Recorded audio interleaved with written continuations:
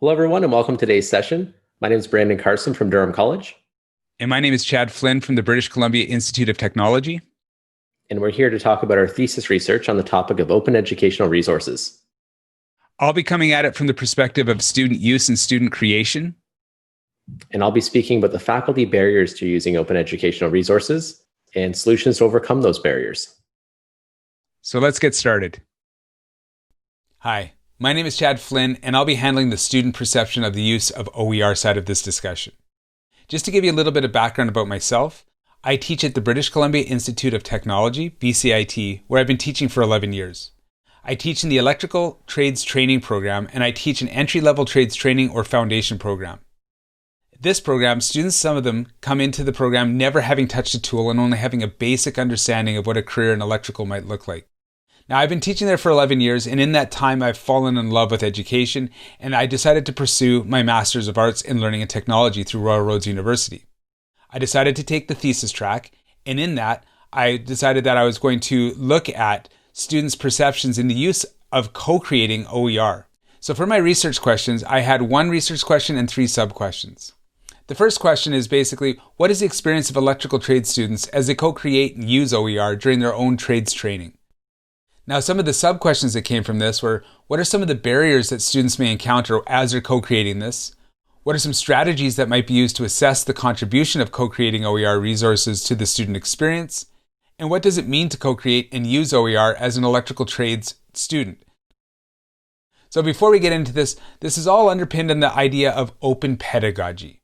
So what I thought I would do is start out the session by talking about what open pedagogy is and offering a quick and easy definition. Now, there is no such thing as a quick and easy definition of open pedagogy. For as many people are watching this presentation, you could have as many, if not more, definitions of open pedagogy. So what I'm going to do is offer one of the definitions that I found to be extremely helpful by one of my educational heroes, Catherine Cronin. So she says, collaborative practices that include the creation, use, and reuse of OER and pedagogical practices employing participatory technologies and social networks for interaction, peer learning, knowledge creation and sharing, and the empowerment of learners. Now, I just want to unpack this for a bit. Some of the things that I was really drawn to in this definition is the idea of using participatory technologies, bringing the students in and having them collaborate as not just students, but as actual researchers in their own education and as partners in their own education. I also wanted to give this definition as well. I love Sean Michael Morris's description here where he says, if after so many years of controlling student behavior, analyzing their data to understand and curtail that behavior, we're still unhappy with their performance, perhaps it's time we turned education over to them. Perhaps it's time we made them our colleagues.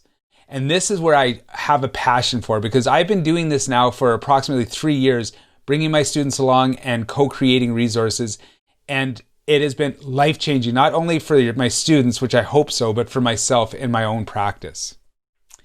Now let's just discuss what exactly I did in the class.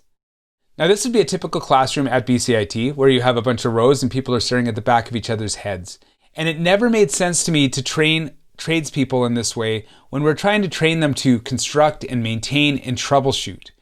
So what I did was, instead of having my students sit back to back and having them look at the back of each other's heads, I put them into pods, groups of 4.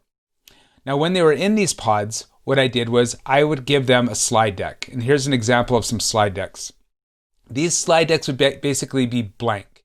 And all I would give them would be headings. So you'll see here that it says RL circuits and then a bunch of information and drawings, how to demagnetize a magnet and a bunch of information. When they received these slides, it was a blank slide that would say just RL circuits, or another blank slide that said how to demagnetize a magnet.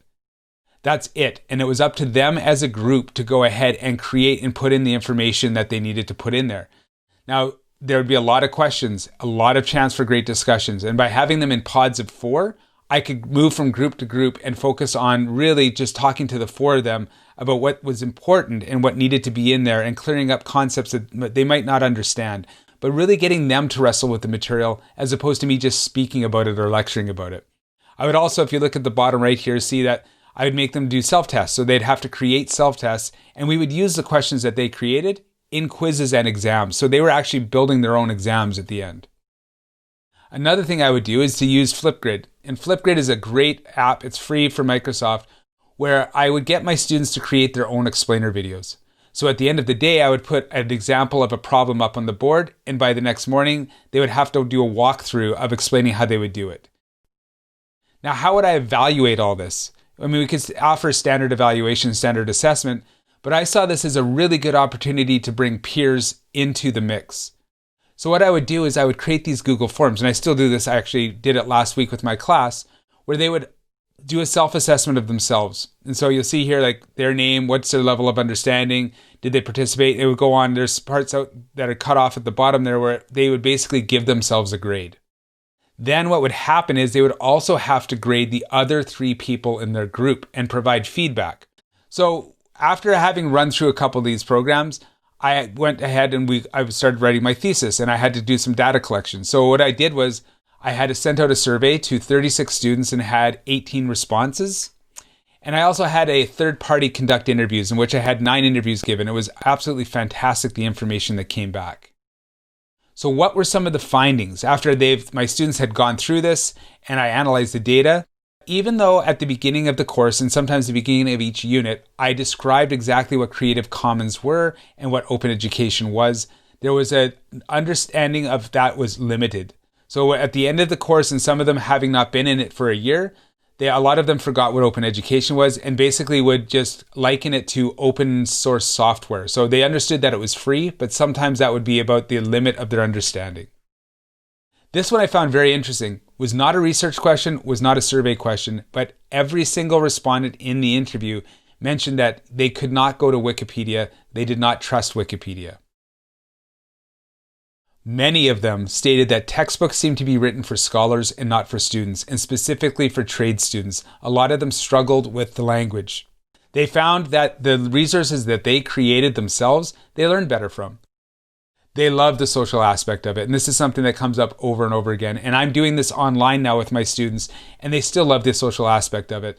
I get my students into breakout rooms, and they build these textbooks online versus face-to-face, but they really find that it brings them together and they really enjoy it and they learn from each other.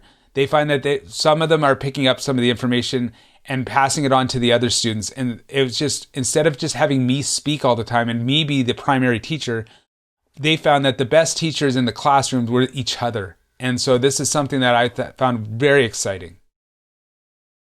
I found too that the data stated that there was a lack of literacy and fluency skills. While our students are very good at social media, they didn't know at the beginning where to start and how to research. So there was a lack of digital literacy and fluency skills. Now, this led to me thinking about future research. What are some areas that we can look at in the future in regards to researching these kind of topics? Something to look into would be the integration of a digital literacy and digital fluency into the curriculum of trades training. Many trade students will be using their mobile devices to look things up. Handbooks, troubleshooting, YouTube videos, these are all areas that they're going to be needing to look into.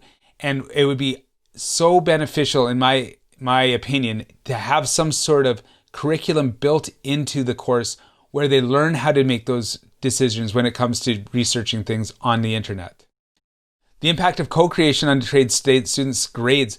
We didn't have time to go into the grades and do that. It was more of a qualitative study with their experiences, but it would be very interesting to see how their grades were affected when they created their own resources versus classes that used just traditional textbooks. Now that brings me to the end of my section, and I know it was a bit of a fire hose information. If you need to get a hold of me or would like to discuss this more, please feel free to reach out to me. Twitter's my main source of social media, so Chad at Chad H. Flynn would be a great place to get a hold of me. Or you can just email me at chadflynn@gmail.com, and I would love to discuss this further. It'd be very interesting to see other people who are using open pedagogical practices within the classroom, and I hope you got a lot of value out of seeing how our students perceive the use in using and creating OER. Thank you very much. Hello everyone.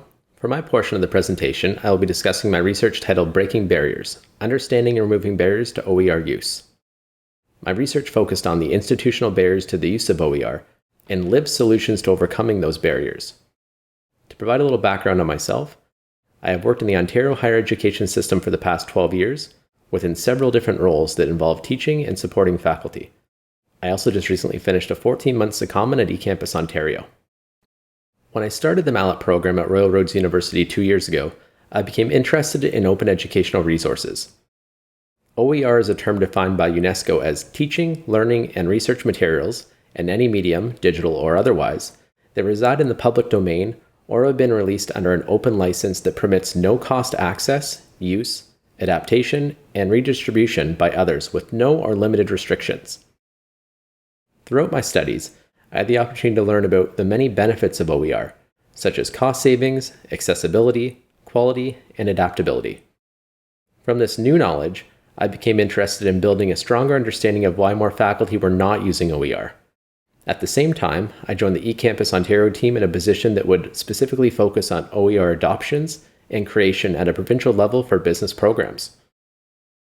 With part of my new role involving encouraging faculty to adopt OER, I wanted to gain an understanding of what barriers faculty may face when switching to OER, and if there were known solutions to overcome those barriers. If I could provide a solution to the barriers faculty face, I could increase adoptions to the resources we were creating. Upon reviewing the literature of the barriers that faculty face to using OER, I was able to find information that pertained to US and other Canadian provinces, but nothing specific to the Ontario college system.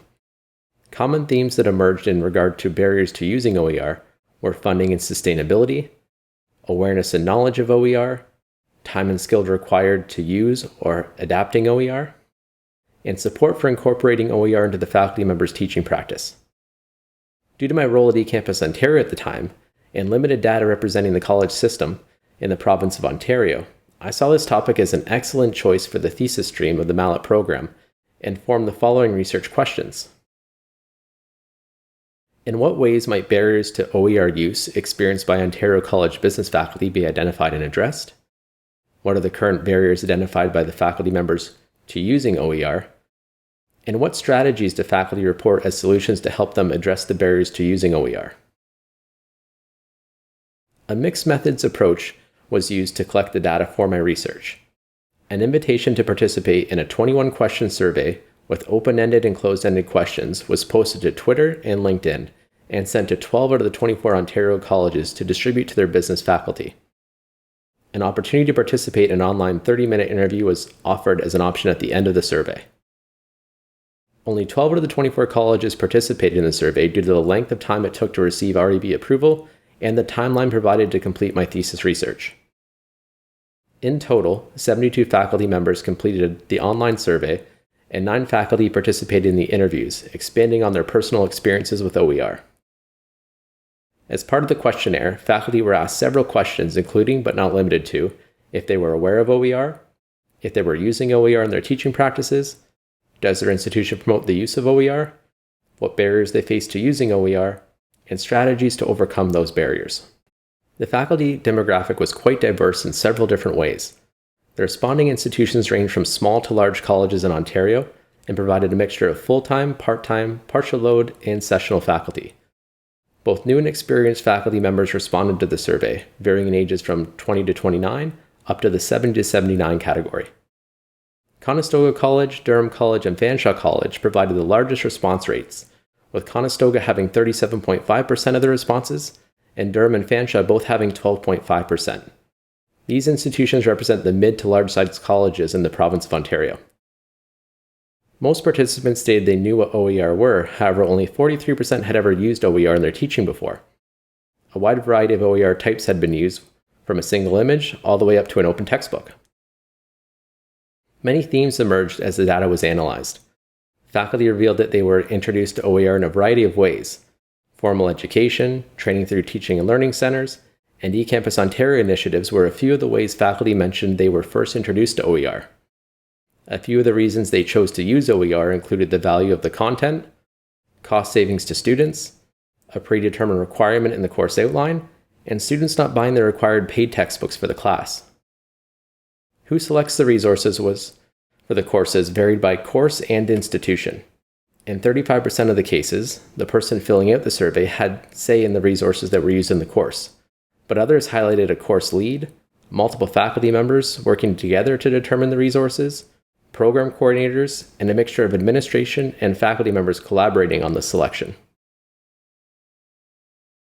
Faculty responded that teaching and learning centers, libraries, peers, and associate deans, and chairs are the primary individuals and departments that encourage the use of OER within their institution. While this result did not come as a surprise to me, the low numbers that selected VPA and presidents from the predetermined checklist was a shock. Only 3.47% of the respondents signified that the VPA encouraged OER use, and 0.69% signified that their president encouraged OER use.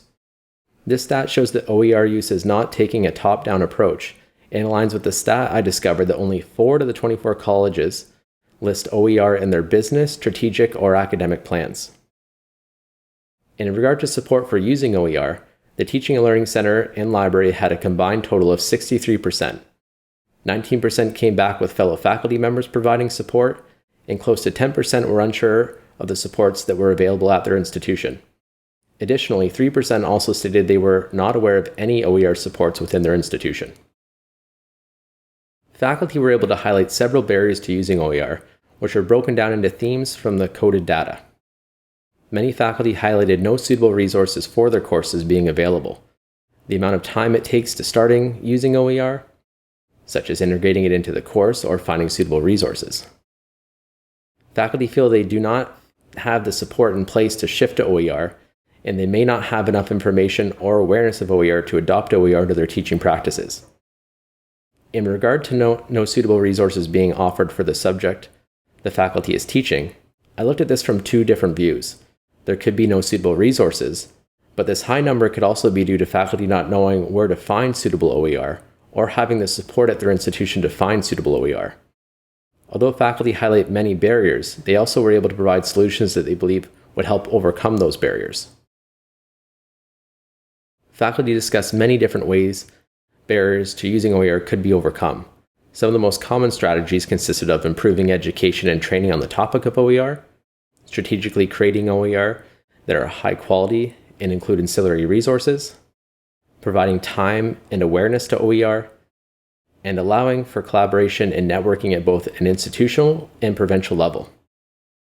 In order to break the previous barriers mentioned throughout this study, I suggest the following recommendations. Recommendation 1. Ensure faculty are aware and trained on OER. This can be done through regular communication to faculty, as well as training through service departments on campus such as the Teaching and Learning Center or the campus library. Recommendation 2. Support the creation of high-quality OER. Support could be offered through provided release time to faculty to work on OER creation or payment through contracts. When creating OER, faculty could be provided support from experienced instructional designers and e-learning developers. Recommendation 3. Administrative encouragement and support to use OER. Deans, VPAs, and other institutional leadership should encourage faculty to use OER over paid textbooks when possible, and ensure support systems are in place for faculty to use OER. Data should be tracked to show the impact OER use is having on students and employees. Recommendation 4. Include OER in institutional planning documents. Set measurable goals on the use of OER at your institution within the college strategic plan, business plan, or academic plan. Finally, recommendation 5. Create a collaborative network. Several institutions offer similar programs and courses, but we tend to work in silos as we create our courses. Having a shared network where faculty can collaborate with professors at other institutions would allow for continuous improvement to OER, including ancillary resources, and allow us to share our knowledge throughout the system as a whole.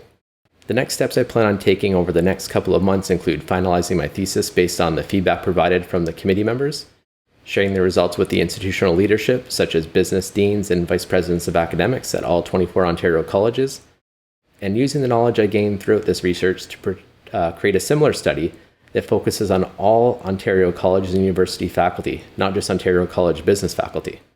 Thank you very much for attending our session. If you have any questions, there will be a Q&A portion to participate in, or please feel free to reach out to me via Twitter at BrandonCarsonED, email at brandoncarson@durhamcollege.ca, or use the suggestion feature to comment on the slides that I've shown you today. Thank you very much for your time today.